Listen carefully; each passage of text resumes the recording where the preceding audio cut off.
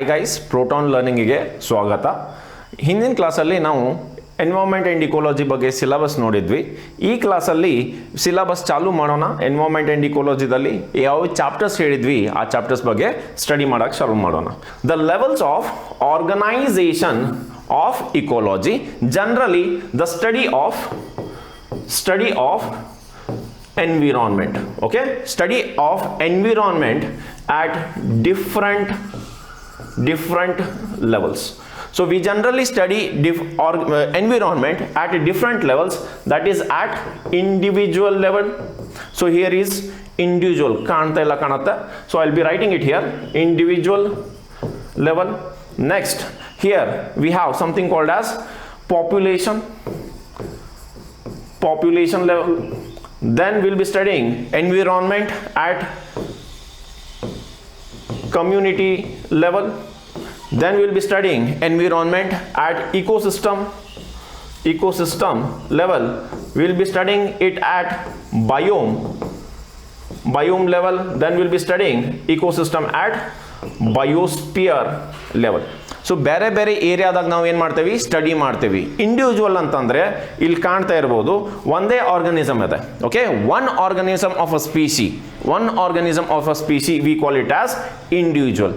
ಇದಕ್ಕಿಂತ ಮುಂಚೆ ಏನು ಬರುತ್ತೆ, ಬಯಾಲಜಿ ಅಂತ ಏನೋ ಬರುತ್ತೆ.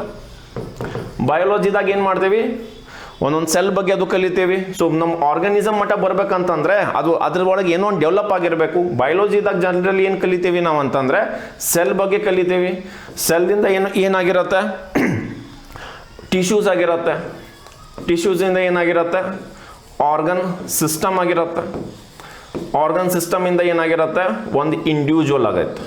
ಓಕೆ, ಸೊ ಈ ಇಂಡಿವಿಜುವಲ್ ಅಲ್ಲಿ ಏನು ಫಾರ್ಮ್ ಆಗಿರುತ್ತಲ್ಲ, ಆ ಇಂಡಿವಿಜುವಲ್ ಇಂದ ಬಯೋಸ್ಪಿಯರ್ ಲೆವೆಲ್ ಮಟ್ಟ ಸ್ಟಡಿ ಮಾಡ್ಕೊಳ್ತೀವಿ ಅಂತೀವಿ levels of organisations of ecology. So individual ಅಂದ್ರೆ ಒಂದೇ organism of A species, one organism of a species. Now what is this species? Because I will be using this particular word again and again in our classes. Species ಅಂತಂದ್ರೆ ಇದ್ರೊಳಗೆ ಏನಾಗುತ್ತೆ, genetic makeup ಅಥವಾ D N A ಏನಂತೇವಲ್ಲ, ಆ D N A same ಆಗಿರುತ್ತೆ. So ಈ D N A same, ಆ type of D N A ಇದ್ದಿದ್ದು ಆರ್ಗನಿಸಮ್ಸ್ಗೆ ಏನಿರ್ತಾವೆ ಅಥವಾ ಆ ಗ್ರೂಪ್ ಆಫ್ ಆರ್ಗನಿಸಮ್ಸ್ಗೆ ಏನಿರ್ತಾವೆ ಸ್ಪೀಶೀಸ್ ಅಂತೀವಿ. ಈ ಆರ್ಗನಿಸಮ್ಸ್ ಏನು ಮಾಡ್ಬೋದು, ದೇ ಕ್ಯಾನ್ ಇಂಟರ್ಬ್ರೀಡ್